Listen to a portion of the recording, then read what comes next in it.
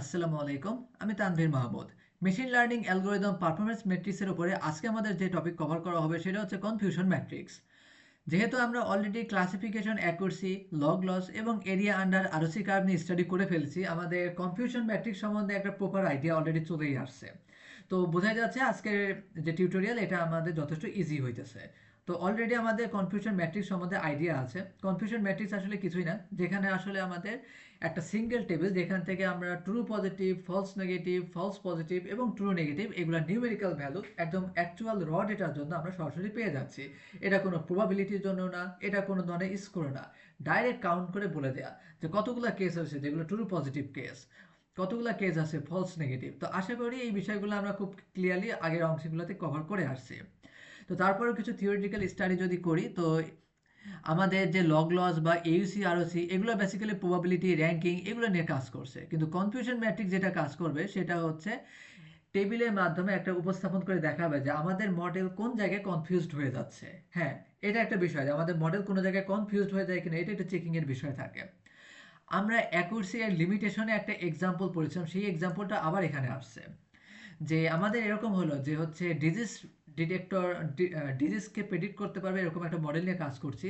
তো আমাদের এমন হলো রেয়ার ডিজিজ যেখানে 95% পিপুল হচ্ছে হেলদি এবং অনলি 5% পিপুলস আর সিক। এখন আমরা একটা মডেল ডিজাইন করলাম যে মডেলের কাজ হচ্ছে সে সবসময় বলবে যে এভরিওয়ান ইজ হেলদি। এইরকম একটা মডেল দেখা যাচ্ছে যে 95% টাইম অ্যাকুরেট, কিন্তু ইট ইজ 0% ইউজফুল, রাইট? তো আমরা এটা বলতে পারি যে হ্যাঁ অ্যাকুরেসির মাধ্যমে পাবো 95%, কিন্তু লগ লস এই ভুলটা আমাদের ধরাই দেবে যে 95% সে কোনো প্রকার সিওরিটি ছাড়াই চলছে। ওকে, এখন কথা হচ্ছে এখানে আমরা কনফিউশন ম্যাট্রিক্সের মাধ্যমে বিষয়টাকে আরেকবার সমাধান করতে পারি।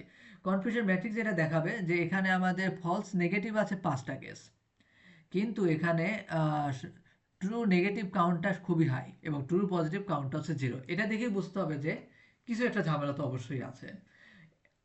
তো এইটাই আর কি একটা পুরো ডেটা সেটের উপর একটা ওভারভিউ হিসেবে আমরা এখানে পাইতে পারি। ওকে, এছাড়া আমাদের আগের ভিডিওতে দেখছি যে এই ভ্যালুগুলোকে বিভিন্ন সময় বিভিন্ন কাজে আমরা ব্যবহার করে থাকি।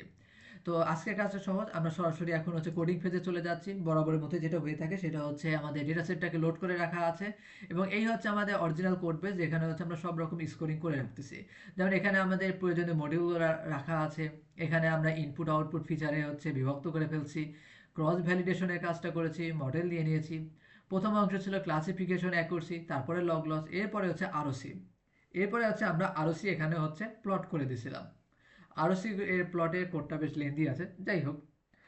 এখন আমরা যেটা করব সেটা হচ্ছে কনফিউশন ম্যাট্রিক্সটাকে হচ্ছে এখানে কোড লিখব।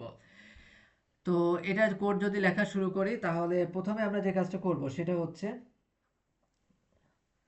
আমরা হচ্ছে এখানে প্রেডিক্টেড ভ্যালুগুলোকে আগে মেজারমেন্ট করব। প্রেডিক্টেড ভ্যালু বলতে কি মিন করা হচ্ছে, যে আমাদের মডেল ট্রেন করার পর আমরা যখন টেস্ট করতে দিচ্ছি সে ডাইরেক্ট প্রেডিকশন করে কি দিচ্ছে সেই প্রেডিকশনটাকে আমরা এখানে কালেক্ট করে নিয়ে আসতেছি। তো এর জন্য লিখলাম Y prediction. Okay, Y prediction equal to cross validation. Okay, cross validation the predict. তো দেখা যাচ্ছে ক্রস ভ্যালিডেশন প্রেডিক্টে কিন্তু এই টাইপের অনেকগুলো ফাংশন আমি ইউজ করছি। আমরা প্রথমে ইউজ করছিলাম ক্রস ভ্যালিডেশন স্কোর। এটা কি কাজ করেছিল আমাদের মডেলের হচ্ছে ওটাকে কি বলে, প্যারামিটার কালেক্ট করছে, ট্রেনিং করছে, তারপর এখানে ভ্যালিডেশন করে দিছে এবং ফাইনালি আমাদের স্কোর ক্যালকুলেট করে আমাদের হচ্ছে অ্যাসেসমেন্টটা করে পাঠিয়ে দিছে। ওকে, তো এখন কথা হচ্ছে আমরা এখানে তো অ্যাসেসমেন্ট চাইতেছি না, আমি চাইতেছি যে মডেল অরিজিনালি প্রেডিক্ট করে কি রেজাল্ট, সেই কারণে আমরা ইউজ করছি ক্রস ভ্যালিডেশন প্রেডিক্ট।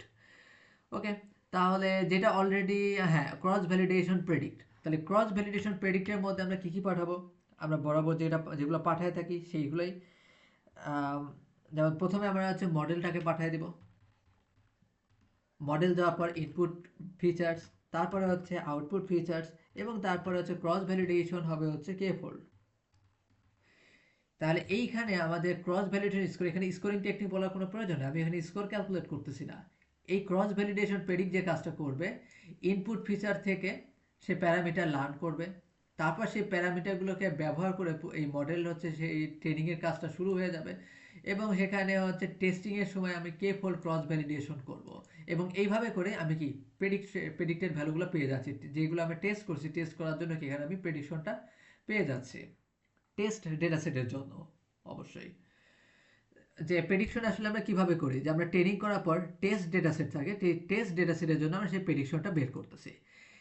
এখানে আমরা যেটা সিঙ্গেল একটা লাইনে করছি, এই যদি আমরা ট্রেন টেস্ট স্প্লিটে করতাম তাহলে এখানে মাল্টিপল লাইন লাগতো, প্লাস এখানকার জাজমেন্টটাও ওইভাবে পাওয়ারফুল থাকতো না। আমরা পাওয়ারফুল জাজমেন্ট করার জন্যই মূলত হচ্ছে ট্রেন টেস্ট স্প্লিটের পরিবর্তে কে ফোল্ড ক্রস ভ্যালিডেশনটা ইউজ করতেছি। ওকে, তাহলে এখান থেকে আমাদের প্রেডিক্টেড ভ্যালুটা চলে আসলো। প্রেডিক্টেড ভ্যালু যখন চলে আসছে, এখন আমরা ম্যাট্রিক্সটা নিয়ে যাচ্ছি, যে confusion matrix is equal to confusion matrix.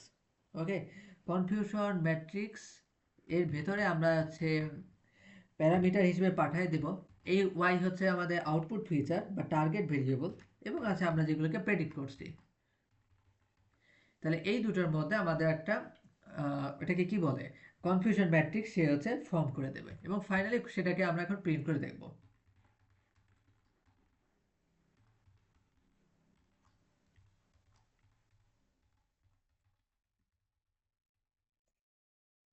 তো কনফিউশন ম্যাট্রিক্স যেটা বলতেছে,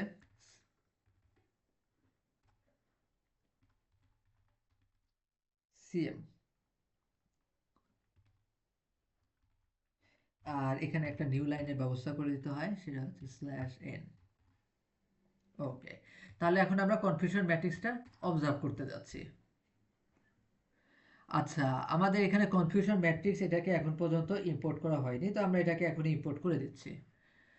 আমাদের, হ্যাঁ, এই যে কনফিউশন ম্যাট্রিক্স এটাকে ইম্পোর্ট করে দিতে হবে, এটাকে তো সে এখনো চিনে না, রাইট? তো চিনে নিতে হবে। আমি সবার প্রথমে এটাকে হচ্ছে মেনশন দিয়ে দিচ্ছি যে ফ্রম স্কেলার্ন, স্কেলার্ন থেকে এটা হচ্ছে ম্যাট্রিক্স।